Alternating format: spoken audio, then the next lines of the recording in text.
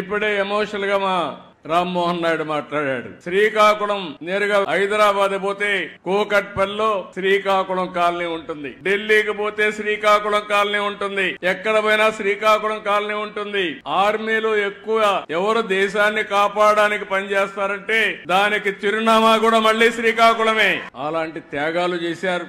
వేరే రాష్ట్రాలకు పోయి ఆ ప్రాంతాల అభివృద్ధి కోసం మీరు పనిచేస్తున్నారు. అందుకే ఇక్కడ చూశాను, మా నాయకులు కూడా రోషం రావాలని చెప్పాను. 26 జిల్లాలుంటే 26 జిల్లాల్లో తక్కువ తలసరి ఆదాయం, దీన్ని ఇంగ్లీష్ లో పర్ క్యాపిటా ఇన్కమ్ అని మాట్లాడతాం. తలసరి ఆదాయం అంటే ఆ ఇంట్లో ఎంత మంది ఉంటే అంత మందికి కలిసి అంతే ఆదాయం వస్తుంది. అంటే అంత తక్కువ ఆదాయం రావడానికి ఇక్కడ ఎలాంటి కొరతలు ఉన్నాయి? తెలివితేటలకు కొరత లేదు, నాయకత్వానికి ఏమాత్రం కూడా తక్కువ కాదు. వనరులైతే వంశధార ఉంది, నాగావళి ఉంది, నిరంతరం నీళ్లు వస్తాయి, సముద్ర తీరం ఉంది, నేషనల్ హైవే ఎక్కువ ఉండే జిల్లా శ్రీకాకుళం జిల్లా.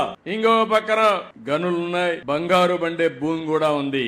ఇవన్నీ ఉన్నప్పటికీ కూడా ఇంకా వెనుకబడి ఉన్నారు. నేను అందుకని ఒక సవాలుగా తీసుకున్నా, అవసరమైతే మళ్లీ వస్తా, ఈ జిల్లాను బాగు చేసే వరకు నేను మీకు అండగా ఉంటానని ఈ రోజు మీకు మాట ఇస్తున్నా.